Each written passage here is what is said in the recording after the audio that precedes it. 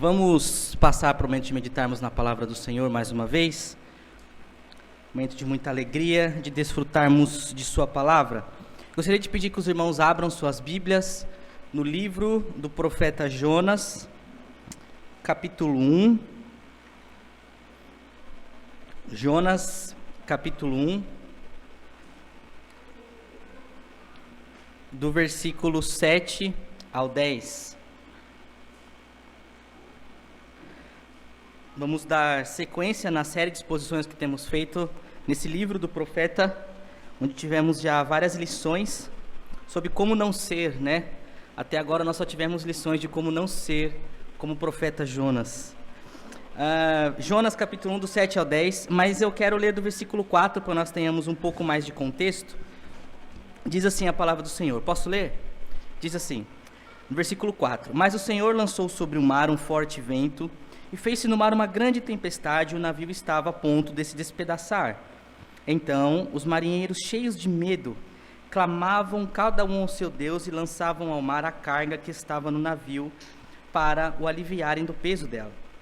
Jonas, porém, havia descido ao porão e se deitado, e dormia profundamente. Chegou-se a ele o mestre do navio e lhe disse: Que se passa contigo, agarrado no sono? Levanta-te, invoca o teu Deus, talvez assim esse Deus se lembre de nós, para que não pereçamos. Versículo 7. E diziam uns aos outros: Vinde e lancemos sortes, para que saibamos por causa de quem nos sobreveio este mal. E lançaram sortes, e a sorte caiu sobre Jonas. Então lhe disseram: Declara-nos agora, por causa de quem nos sobreveio este mal, que ocupação é a tua, de onde vem, qual a tua terra e de que povo és tu?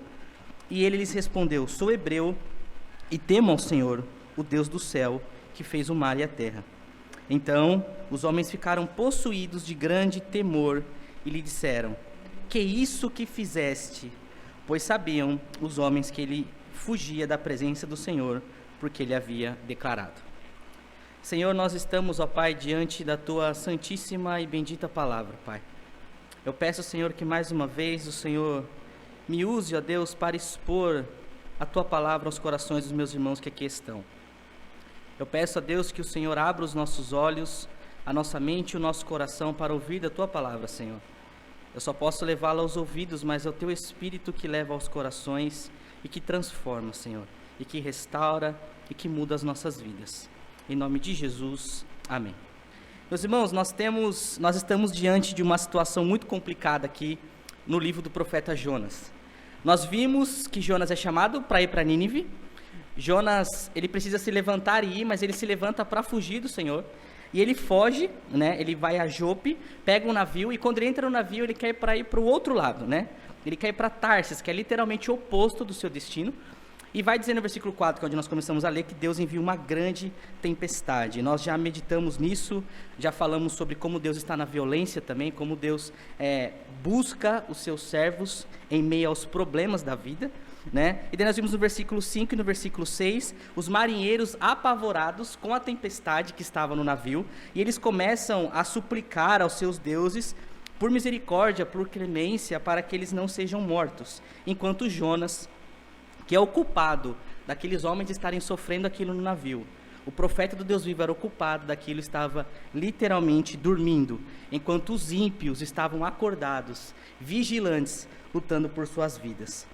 E Jonas fracassa na sua missão, e nós vimos no versículo 6, que foi a última vez que nós pregamos aqui, o mestre do navio ali, o mestre do navio, o capitão, encontrando Jonas e dizendo para ele: Jonas, se levante, cara, você está dormindo, ore ao seu Deus. E nós temos aqui um ímpio, alguém que não conhece o Senhor, pedindo para que o crente ore, né? E ele vai dizer: se levante, ele é boca de Deus para aquele profeta. E Jonas é alguém que deveria estar obedecendo a Deus e sendo um exemplo para aqueles homens. E infelizmente, tudo que nós vimos até agora é um profeta desobediente e que foge do Senhor. E o capitão pede para que ele ore, e ele não ora. Esse é o grande ponto que nós temos aqui. O Charles Freiberg, eu não sei nem pronunciar o nome dele, é um escritor muito conhecido, e sobre esse episódio de Jonas, ele diz assim, abre aspas: que vergonha um pagão ter de chamar a atenção de um profeta para orar. Como muçulmano, com seus 5 períodos diários de oração, deixa a nós os crentes com a cara no chão. Há entre nós os que não se lembram de levar os seus corações a Deus, nem sequer uma vez por dia. E é exatamente esse cenário que nós estamos vendo. O momento, no versículo 6, onde o marinheiro diz para Jonas: acorde e ore. E agora nós vamos meditar a partir do versículo 7, dar esse pequeno contexto para os irmãos do que está acontecendo. E hoje nós iremos meditar a partir do versículo 7. As cortinas se fecham no versículo 6, o marinheiro pedindo para que Jonas ore, e no versículo 7 a cortina já se abre, com eles lá em cima, todos os marinheiros conversando sobre a situação. É isso que nós vamos ver já a partir do versículo 7. E o que eu quero, meus irmãos, é que vocês hoje reflitam em dois termos teológicos. Se vocês já ouviram sobre esse termo, que vocês possam relembrar, e se os irmãos ainda não conhecem, que os irmãos possam prestar atenção e guardar. Esses dois termos, elas são retiradas da teologia sistemática, porque elas não aparecem exatamente assim na Bíblia, mas elas ensinam dois grandes princípios que nós temos nas Escrituras, e eu quero que os irmãos entendam isso, porque se os irmãos não entenderem esses dois princípios, vai ficar muito complicado entender o sermão de hoje. E é extremamente importante que nós entendamos isso. E os dois termos são graça especial e graça comum. A graça especial, meus irmãos, é o termo usado para a graça salvífica. A graça especial é a graça que nós alcançamos através do sacrifício perfeito de Cristo. A graça especial é a graça que nos foi revelada por meio do Filho. É a graça salvífica, é a graça onde nós recebemos por meio da fé, que é as palavras do apóstolo Paulo em Efésios, que ele vai dizer que nós somos salvos pela graça mediante a fé. É a graça salvífica, a graça especial, a graça que os crentes têm na pessoa de Cristo. É isso que é a graça especial. Aqueles que são salvos, que tinham os olhos fechados para o Evangelho, e o Senhor, por meio de sua graça, nos abre os olhos para o Evangelho, e a partir daquele momento nós somos salvos, somos redimidos, somos justificados. Não por nossos méritos, porque os homens não fazem absolutamente nada, mas a graça especial tem a ver com Deus nos salvar. Mas também temos a graça comum. E o que é a graça comum? A graça comum é tudo aquilo que há de bom, de correto, de justo, que há em comum a todos os homens. Deus derrama de sua graça comum sobre toda a humanidade. Quando Jesus vai dizer que nós devemos amar os nossos inimigos e orar por eles, está justamente dentro do contexto, porque ele faz cair a chuva sobre os ímpios e sobre os justos. Deus derrama de sua graça comum sobre todos os homens. Então existe na criação, em toda a humanidade, uma graça que não é salvífica, mas que os homens conseguem responder essa graça comum agindo de forma correta, de forma justa, de forma boa. Se não fosse a graça comum, nós nem viveríamos em sociedade. Deus nos deu esse privilégio de vivermos em comunidade, em sociedade, através da graça comum, e em alguns ele se revela salvificamente pela graça especial. Entenderam a diferença? É por isso que nós conseguimos explicar porque de repente uma mãe que tem os seus problemas, esses tempos atrás eu estava vendo um relato de uma mãe que era da Cracolândia, extremamente viciada, com vários problemas, prostituição, droga, e ela engravida, e ela muda a vida dela no sentido de: eu preciso dar uma vida melhor para o meu filho, eu preciso dar bons conselhos para o meu filho, eu preciso educar o meu filho. Isso é graça comum. Pessoas ímpias conseguirem ter atitudes corretas, justas e boas. E isso provém de Deus também. Mas não é a graça salvífica. Por que eu estou dizendo esses dois termos, meus irmãos? Eu quero que vocês guardem isso. Porque o texto de hoje, como já nós começamos a falar na última oportunidade, vai falar de um momento muito, muito, muito raro nas Escrituras, mas que acontece aqui. É o momento onde parece que os ímpios são melhores que os justos. É o momento onde parece a narrativa bíblica que a graça comum é superior à graça salvífica. Porque nós vemos aqui claramente atitudes de homens que não têm Deus, que deveriam envergonhar a igreja. Atitudes de homens que deveriam nos constranger. Como o texto que eu li, é uma grande vergonha um ímpio ter que pedir para que o crente ore. E nós vamos ver isso, é por isso que eu quero que os irmãos entendam, justamente para que nós saibamos tudo aquilo que está acontecendo aqui, porque nós vamos ver os ímpios agindo melhor do que os crentes nesse sermão de hoje. Hoje, meus irmãos, nós vamos aprender com os descrentes. E isso deve chamar a nossa atenção para que nós possamos caminhar, entender e fazer aquilo que o Senhor espera que nós façamos, porque Deus usa da sua multiforme graça para corrigir os seus filhos. E aqui no texto onde nós estamos, Deus está usando homens ímpios para que o profeta se arrependa. Um profeta que achava que aqueles homens não eram dignos do evangelho. Um profeta que estava fugindo da sua missão de falar com os ímpios, enquanto agora Deus usa os ímpios para o corrigir. Deus mandou a tempestade, Deus falou com o profeta, e mesmo assim o profeta continua com o seu coração duro. Mas veja que nós temos muitas lições para aprender nessa história. Vamos me embarcar comigo nessa viagem do profeta Jonas, de como não ser, mais uma vez, como este profeta. Então as cortinas se fecham lá no versículo 6, o marinheiro pedindo para que Jonas levante, para que Jonas ore, porque eles estão lutando por suas vidas, e o texto não diz que Jonas ora. Aí no versículo 7 diz assim: as cortinas se abrem lá no convés, e diziam uns aos outros. Então isso já é lá em cima no barco, porque o capitão encontrou Jonas no porão, lá embaixo, né, junto com as cargas onde ele dormia. Então no versículo 7 eles diziam lá em cima: vinde, versículo 7, e lancemos sorte para que saibamos por causa de quem nos sobreveio este mal. Aqui nós já temos uma grande primeira lição aqui. Os ímpios estão preocupados com a vontade divina, enquanto Jonas está em oposição consciente à vontade divina. Veja que esses ímpios, quando eles estão diante da situação, que é aquela grande tempestade, onde eles já oraram, onde eles já agiram, porque eles pegaram todas as cargas que estavam no navio e começaram a jogar fora, e começaram a lançar fora aquilo para que de alguma forma eles conseguissem sobreviver, e daí eles estão preocupados com essa vontade divina, porque eles sabem que aquela tempestade não é normal. São homens acostumados a viverem em alto mar e passarem por tempestades, mas aquela que eles estavam diante de Deus era algo muito fora do normal. E daí eles vão dizer uns aos outros: vamos lá então, vamos lançar sorte para que nós saibamos por causa de quem nos sobreveio este mal. E eles decidem lançar sorte para saber quem era o culpado daquela terrível tempestade. O tirar sorte, meus irmãos, naquela época era algo muito comum. Não só nas religiões pagãs, como no próprio judaísmo. Deus, nessa época aqui, não proibia o lançamento de sortes. Talvez o mais conhecido, né, do povo de Deus, dos judeus, é o famoso Purim e o Tumim, que eram duas pedras, cada uma de uma cor, que significavam basicamente sim e não. Então aqueles homens, quando queriam saber a vontade de Deus, eles pegavam essas pedras, que era o Tumim e o Purim, e eles jogavam sorte, lançavam sorte mesmo, uma espécie de cara ou coroa, sem saber o que estavam pegando, e diante daquilo, eles sabiam a vontade de Deus. Naquele momento, era muito comum acontecer isso, e nós vamos falar um pouco disso mais para frente. Mas o ponto é, estes homens estão preocupados em saber a vontade de Deus.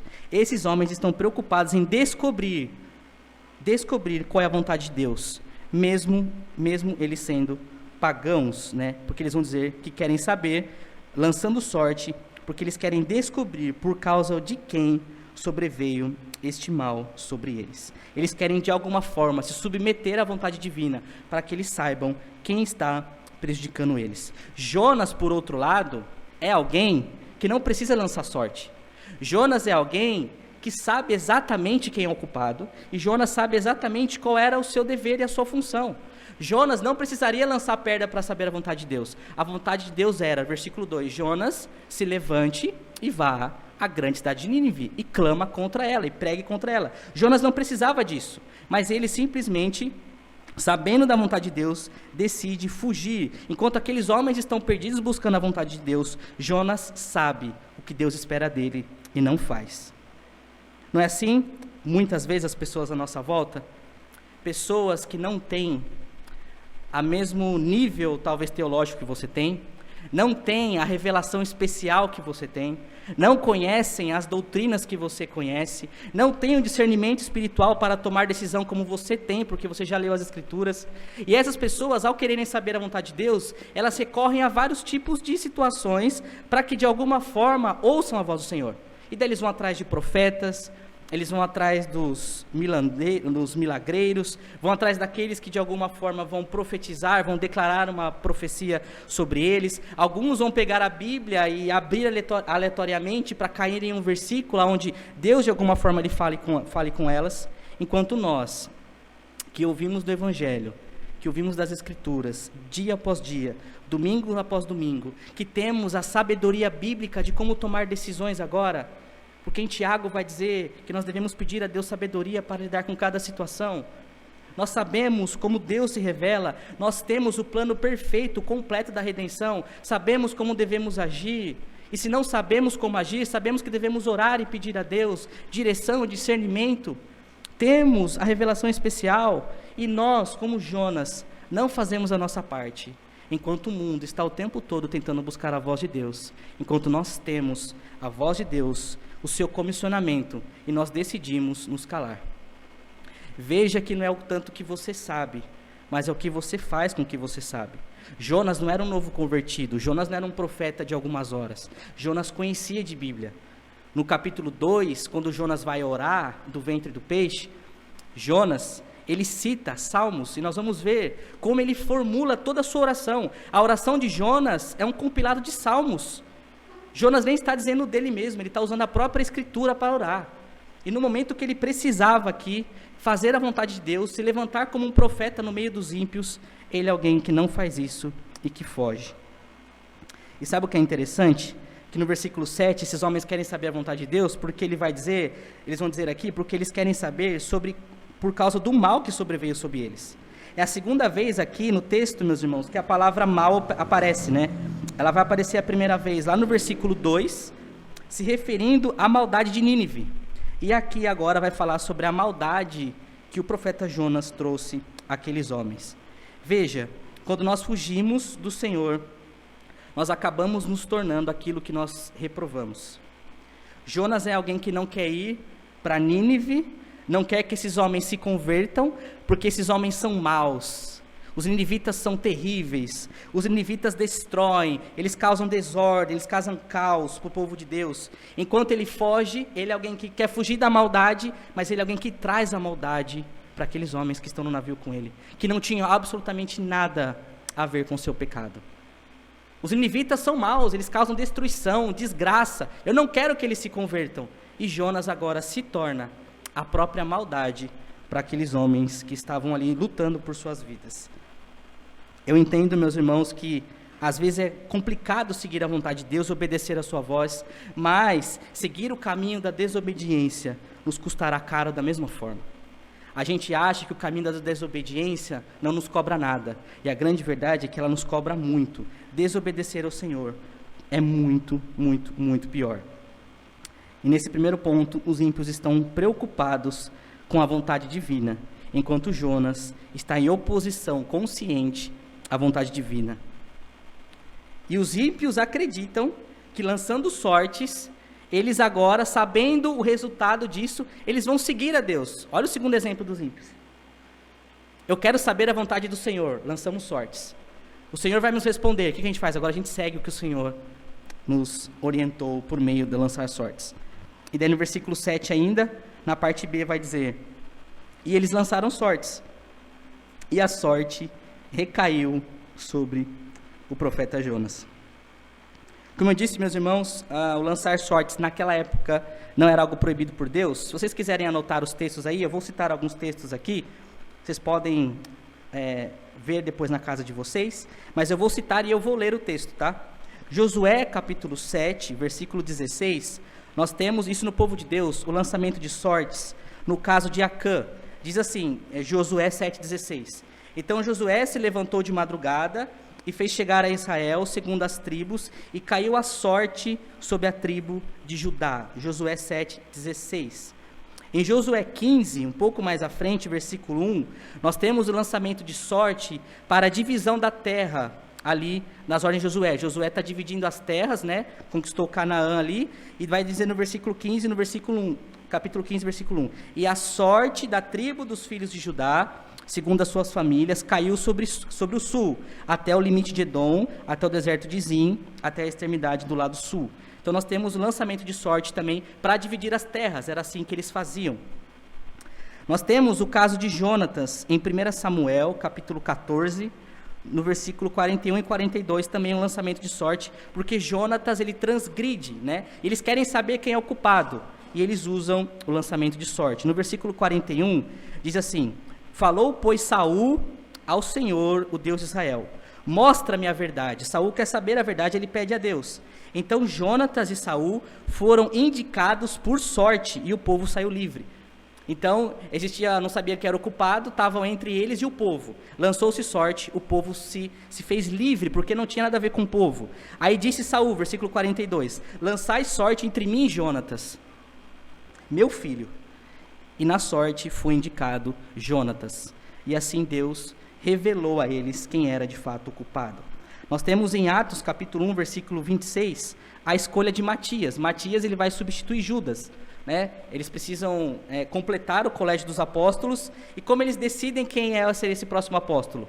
Por meio do lançamento de sortes. Atos capítulo 1, versículo 26, e lançaram sortes, e vindo a sorte recair sobre Matias, sendo então votado no lugar dos 11 apóstolos. Né? Eles tinham alguns candidatos ali, lançam sortes e recai sobre Matias, e Matias ali entra no colégio dos apóstolos. Então, meus irmãos, não é de fato proibido nessa época o lançamento de sortes. Aí agora aqui eu preciso abrir um parênteses muito grande, né? Após a descida do Espírito Santo, aqui nós estamos em Atos capítulo 1, que eles estão formulando ainda o apostolado. Após Pentecostes, após a descida do Espírito Santo, nós não temos mais nenhum registro nas Escrituras sobre o lançamento de sorte para decidir a vontade de Deus. A permanência do Espírito Santo agora na vida dos crentes, depois de Pentecostes, faz com que seja suficiente o Espírito dentro dos indivíduos para que eles saibam a vontade de Deus e ajam conforme a vontade do Senhor. Nós não temos mais nenhum registro desse tipo de prática dos povos de Deus lançando sorte de alguma forma para descobrir a vontade de Deus. Agora que o Espírito Santo habita dentro dos crentes, nós usamos da sabedoria de Deus, usamos do discernimento do Espírito para saber a vontade do Senhor. Temos agora a revelação completa das Escrituras que eles não tinham. Se lembram? Em Hebreus capítulo 1 vai dizer que antigamente Deus realmente falava de muitas vezes, de várias maneiras, por meio dos profetas, porque eles não tinham a revelação completa das Escrituras. Eles viviam literalmente no escuro. Muitas coisas que Deus falou ao povo do Antigo Testamento, as leis, o tabernáculo, as coisas, eram sombras que apontavam para Cristo.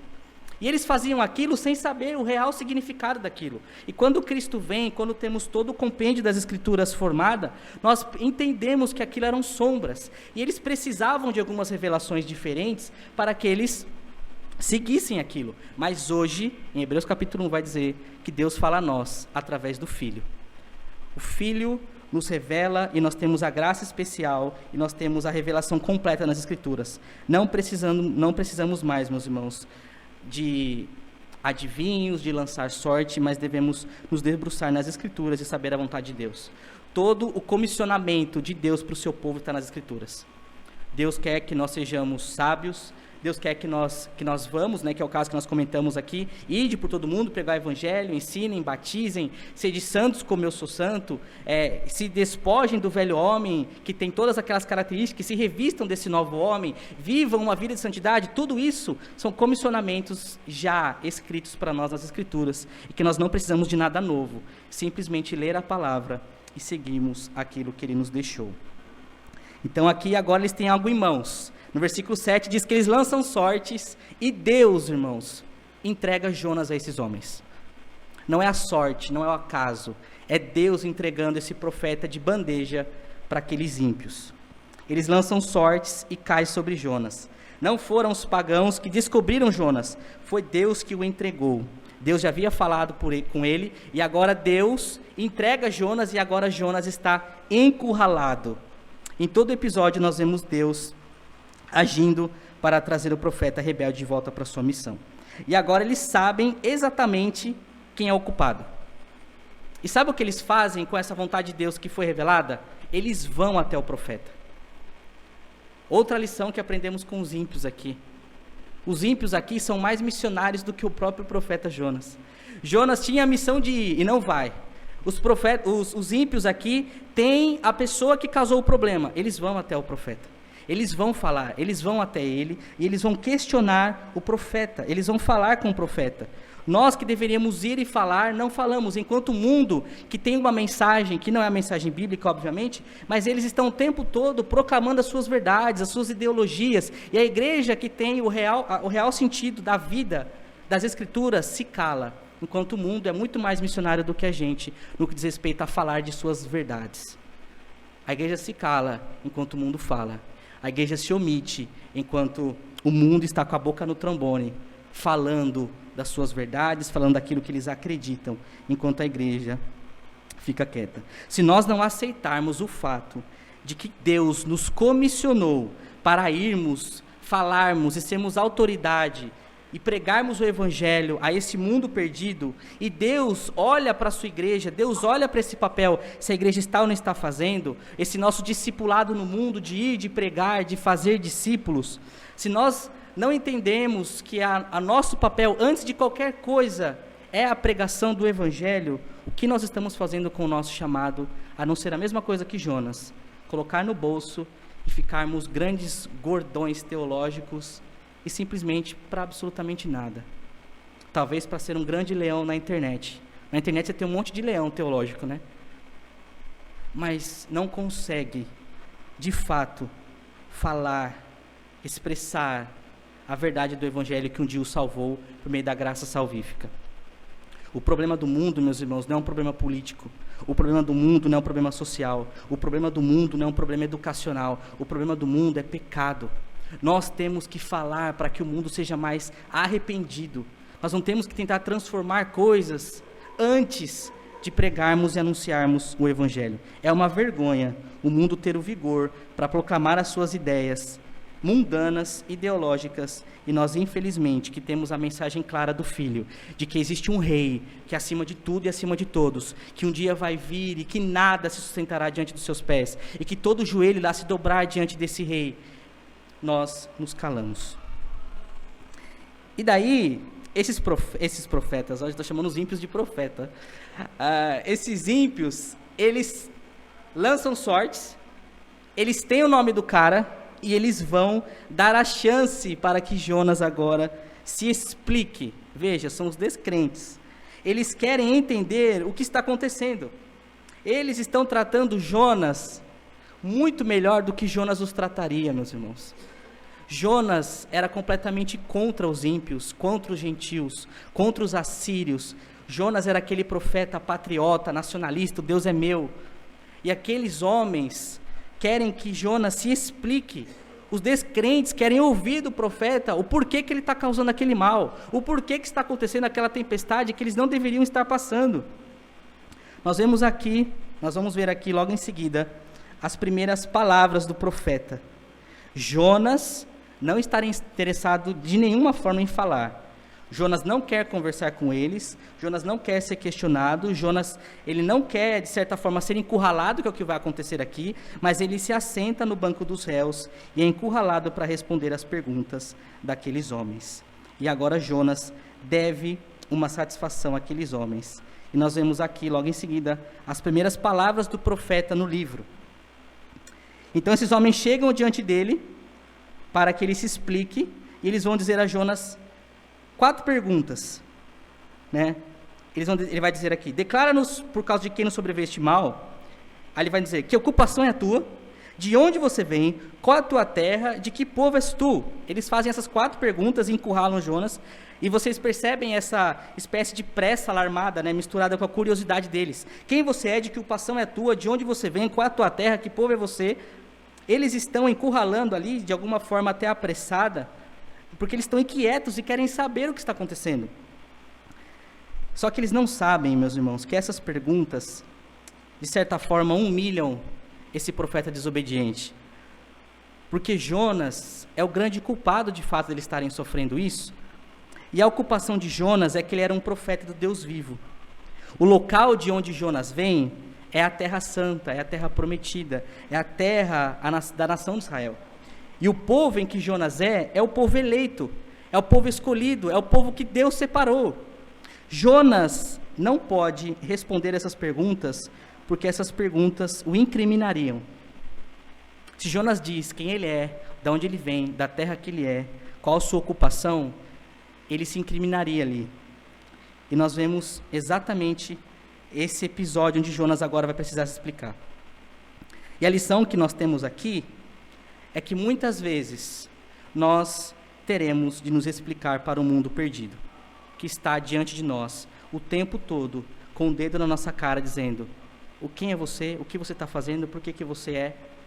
Nós estamos o tempo todo diante de um mundo que está com o dedo em ríspido diante de nós, nos acusando, porque éramos para nós, assim como Jonas, ser sal e luz. E Jonas é alguém que está fugindo. Jonas não pode se confessar aqui para esses homens, porque isso é uma vergonha, e isso o incrimina. Eu já disse isso aqui para vocês. Para muitos ímpios, os crentes, os cristãos, serão a única Bíblia que eles irão ler um dia. E pensem, acreditem nisso que eu estou dizendo. O mundo está o tempo todo olhando para os crentes. O mundo está o tempo todo esperando a atitude dos crentes. O mundo está o tempo todo esperando uma brecha para que os crentes caiam, para que eles venham, para que eles falem, para que eles julguem. E Jonas aqui, ele está em maus lençóis, porque ele está sendo observado pelos ímpios e ele está sendo reprovado pelos ímpios. É por isso que eu disse da graça comum e da graça especial, porque Jonas é o crente. E esses ímpios têm tido muito mais índole, muito mais respeito, muito mais cristianismo sem serem cristãos com esse profeta. E eles agora vão o reprovar. O profeta que deveria ser sal e luz está completamente sem sabor. Como nós, que deveríamos ser os agentes do bem, da graça, da bondade, da misericórdia, estamos envolvidos em vários escândalos, no mundo, e que nós nos tornamos agentes de maldade para o mundo. E a gente vai ter que se explicar para os descrentes. Semana passada, eu estava cortando, né, o cabelo com o primo da minha esposa, e ele não é cristão, né? E esse sermão está preparado, domingo passado eu iria pregar e não preguei, e já estava escrevendo ele, e daí ele falou assim para mim: nossa, você viu? Eu nem tinha visto. Você viu a treta do pastor fulano e do pastor ciclano na internet e tal? Eu falei: não vi. Ele falou: cara, mas o que acontece com vocês? E eu na cadeira, né? O que acontece com vocês? Eu falei: acontece o quê? Ele falou assim: vocês não deviam ser unidos, né? Por que pastor fica brigando na internet? Por que não marca uma conversa num café e conversa e se matam lá e se degladiam lá e pronto, acabou? Por que precisa na internet ficar um xingando o outro enquanto tem um monte de criança passando fome? A igreja, por diversas vezes, é um desserviço para o reino. Nós nos tornamos os agentes de maldade para o mundo. Por que nós deveríamos ser os agentes da graça, da bondade, da misericórdia? Estamos nos matando na internet. E nós devemos nos explicar para o mundo. Nós devemos explicação para eles, porque eles estão o tempo todo nos olhando e nos observando. Mas eles aqui agem com muito mais justiça do que Jonas agiria com eles, né, no caso. Então eles perguntam, e algo aqui, meus irmãos, que eu quero que os irmãos lembrem disso: eles não estão sentados numa espécie de chá da tarde, né? Quando eu estava pensando nisso, imagina o Titanic, né? Não está naquele momento bonitinho do Titanic, que está todo mundo na sala, todo mundo com um chazinho, mesa. Não, eles estão no meio de uma tempestade, onde todos eles acham que vão morrer, que estão clamando por seus deuses. Está escuro, está chovendo, está entrando água no barco, eles não têm onde se segurar, porque está dizendo que o barco estava quase se despedaçando. Jonas está lá dormindo, o marinheiro vai lá, tira ele de lá, traz ele lá para cima para discussão com aqueles homens, e a água entrando, eles não têm onde se segurar, o navio quase despedaçando. É por isso que eles estão desesperados aqui, dizendo: aonde você é? Da onde você vem? O que você está fazendo? Porque Deus nos disse que você é o culpado. Olha isso, olha a sua volta, porque eles estavam aqui, meus irmãos, literalmente prestes a mercê e a perecer diante de Deus que estava na tempestade. Deus não para a tempestade para que eles tenham um momento ali de discussão, de conversa. As coisas estão acontecendo o tempo todo, a água entrando, eles molhados ali, quase para morrer, e agora eles encurralam esse profeta e diz: por que você nos fez sobreviver esse mal? Quem é você? Da onde você vem? Qual é a sua ocupação? Que povo é teu? E daí nós temos aqui no versículo 9, as primeiras palavras do profeta nesse livro. E daí o profeta vai responder no versículo 9, e eles respondeu: eu sou hebreu e temo ao Senhor, o Deus do céu, que fez o mar e a terra. Percebem que Jonas não responde as perguntas, 4 perguntas ele não responde. Ele vai responder quem ele é e quem é Deus. Ele vai dizer: eu sou hebreu. Quando nós lemos isso aqui, que Jonas vai dizer eu sou hebreu, nós lemos isso aqui com toda a nossa carga, né, teológica, histórica, bíblica que nós temos, e nós sabemos quem é o hebreu, que o hebreu de fato é o povo judeu. Mas isso nós estamos lendo agora, no século 21, depois de, né, toda essa história que passou, da revelação que temos. Mas quando Jonas diz para esses homens, nesse momento, nesse episódio, naquela época de que ele é um hebreu, o significado é um tanto quanto diferente. Os comentaristas eles vão concordar que o hebreu, naquela época onde Jonas vivia, não localiza Jonas em nenhuma nação específica.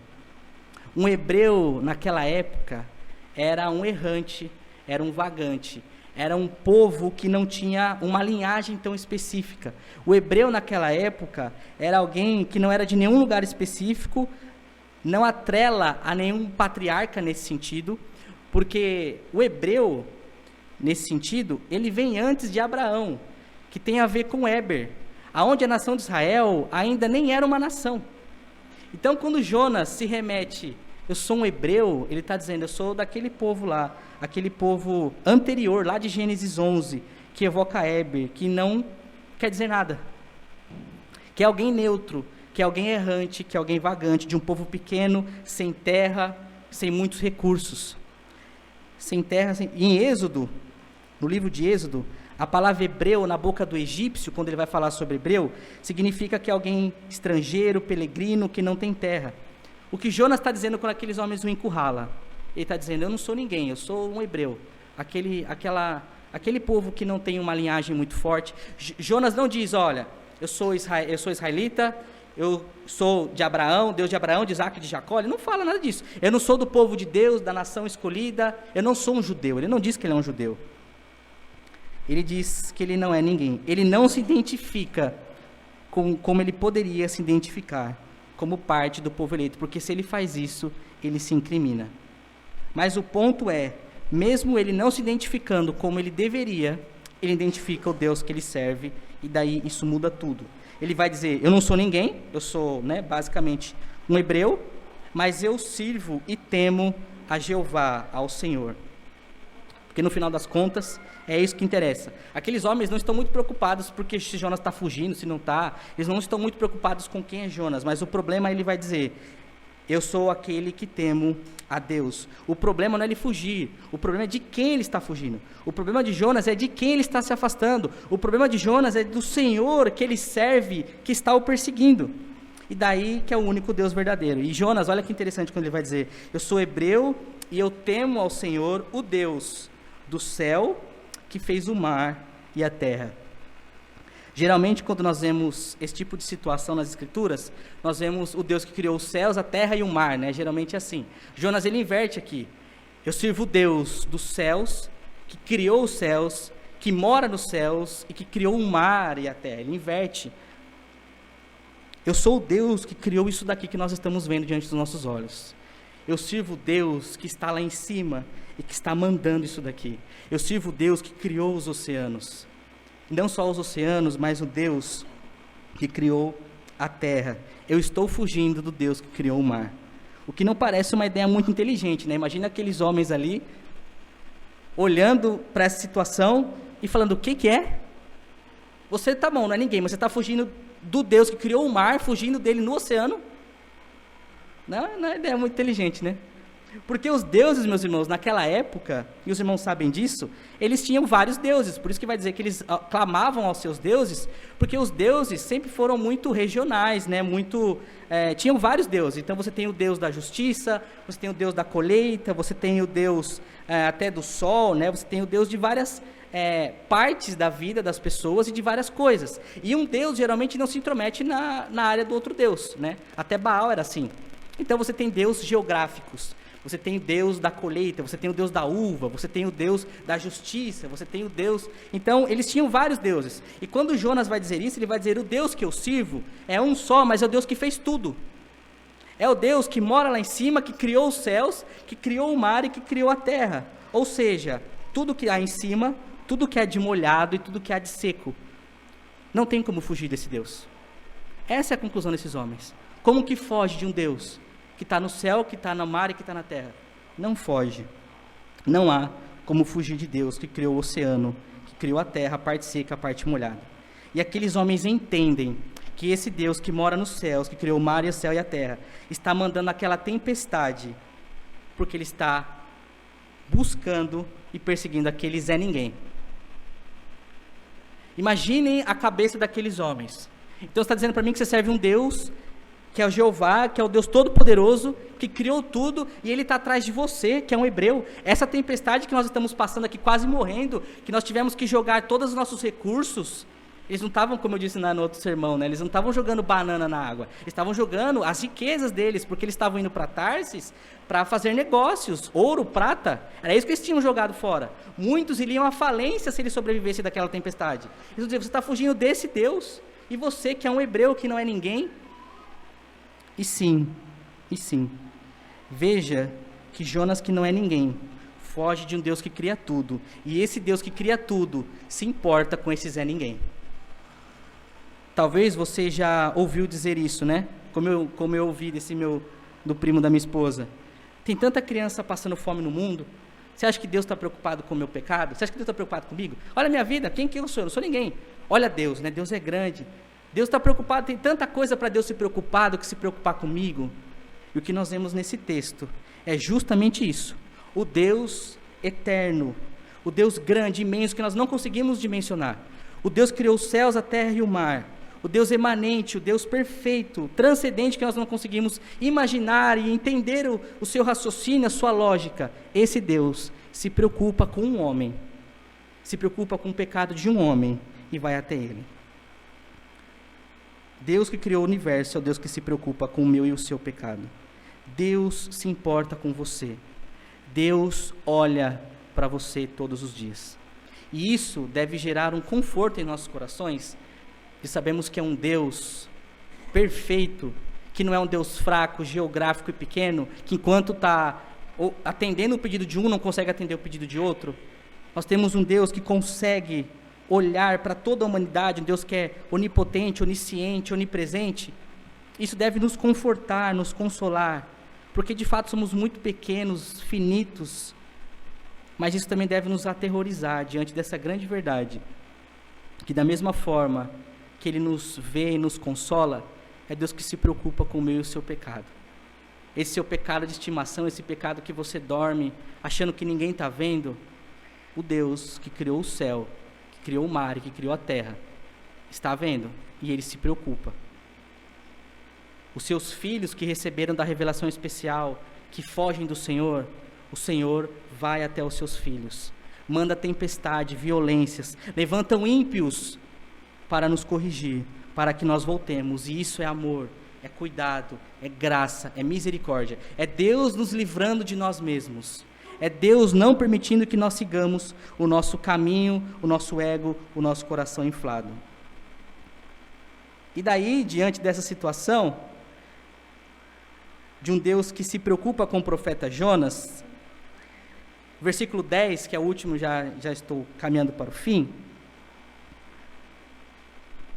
qual que é o resultado dessa confissão de Jonas?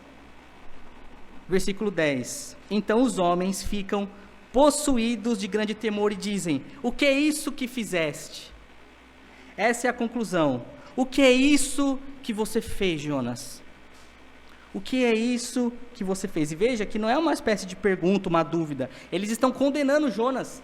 Jonas, pelo amor de Deus, o que é que você fez, Jonas? Esse é o Deus que você serve? Um Deus que se preocupa com você, que está mandando essa tempestade? O que é que você fez? E vai dizer aqui no texto, no versículo 10, que eles ficam possuídos de grande temor. A ideia aqui, justamente, de estar possuído, é que eles têm um medo muito forte, muito intenso desse Deus. No versículo 4, quando Deus manda a tempestade, que eles começam a orar e pedir por misericórdia, vai dizer que eles estão com medo da tempestade. Aqui, eles estão apavorados, eles estão possuídos de grande temor e tremor do Deus que está mandando a tempestade, do Deus que está acima disso e está mandando aquilo naquele barco por conta do pecado de um homem. E eles estão desesperados. Os ímpios não conseguem acreditar que Jonas está sendo tão estúpido de fugir desse Deus e os colocarem nesse tipo de situação.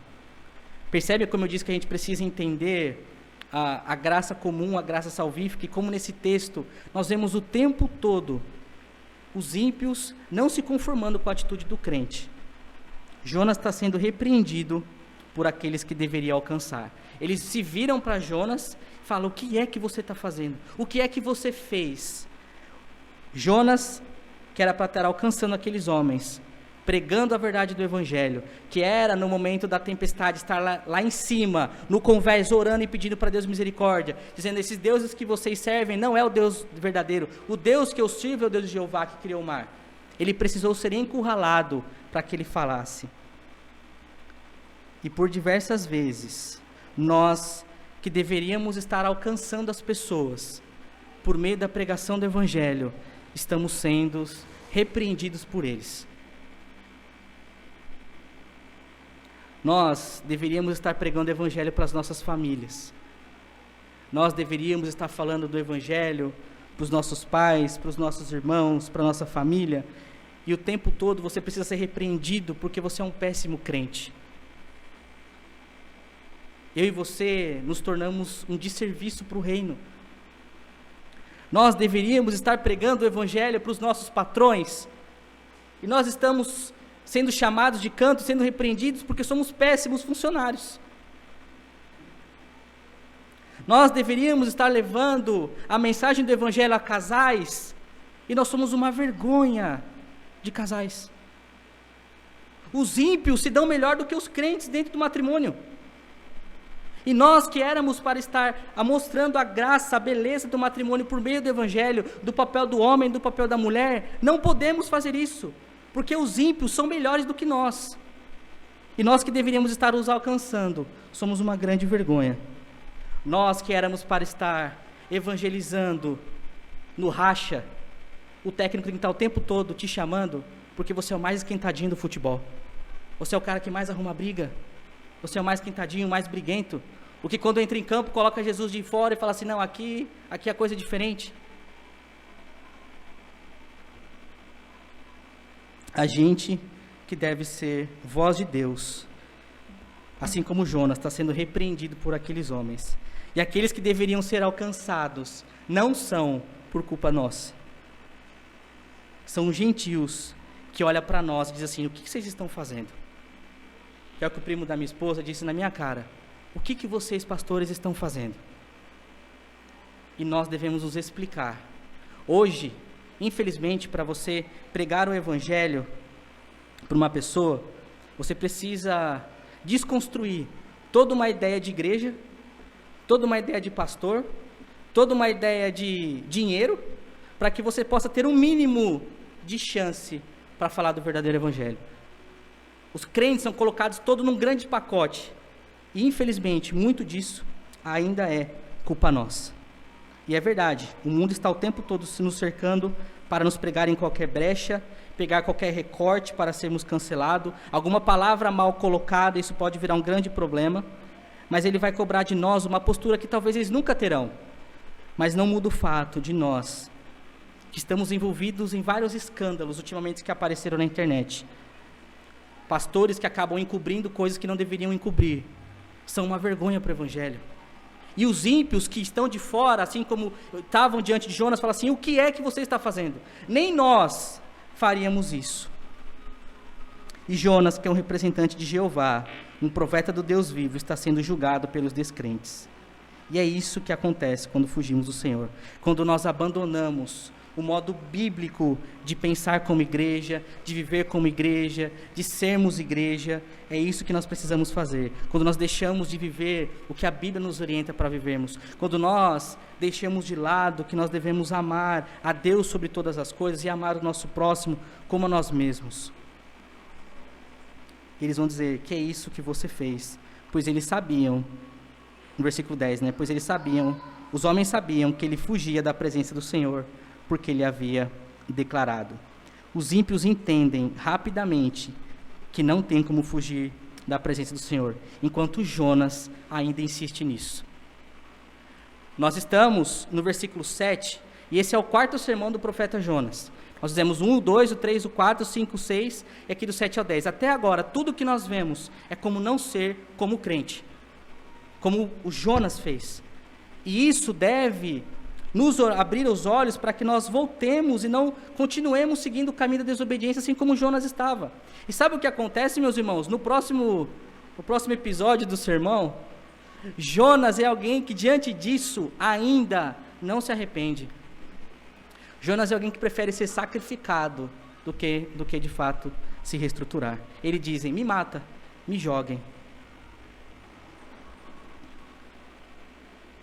É triste quando nós, infelizmente, não agimos como deveríamos agir. E me permita encerrar com algumas considerações finais que é importante. Meus irmãos, nós como cristãos, diante da graça comum que Deus dá a todos os homens e mulheres, sem exceção, nós devemos ter humildade no tratamento com os ímpios. Nós, infelizmente, fazemos como Jonas, com o gueto, né? O Deus é nosso e vocês não são dignos do Evangelho, e nós não tratamos com humildade, com amor, os ímpios, entendendo que Deus derrama de sua graça, não salvífica, mas de uma graça comum a estes homens. Nós temos que reconhecer que muitas vezes todo o conhecimento científico que nós temos é por conta dos descrentes. Às vezes você tem um conhecimento científico, biológico, através de professores que não são crentes. Você vai para uma faculdade, você aprende medicina, você aprende enfermagem, você faz um curso de brigadista para salvar vidas, e esse professor nem sempre é alguém que comunga da mesma fé que você. E ele pode te ensinar, e pode por várias vezes ser um agente de Deus para que você retome ao caminho. Mas, ainda que isso seja verdade, apenas diante da graça especial que temos por meio de Cristo é que encontramos a redenção. Os ímpios não serão redimidos por sua graça comum. Os ímpios não serão salvos por sua justiça própria. Os ímpios não serão salvos por sua ética e por sua moral, que por vezes tende a ser melhor do que as dos crentes. Porque um descrente olha para um tipo de sermão desse e diz assim, nossa, é melhor eu ser descrente, porque isso é que é ser um papel de um profeta, né?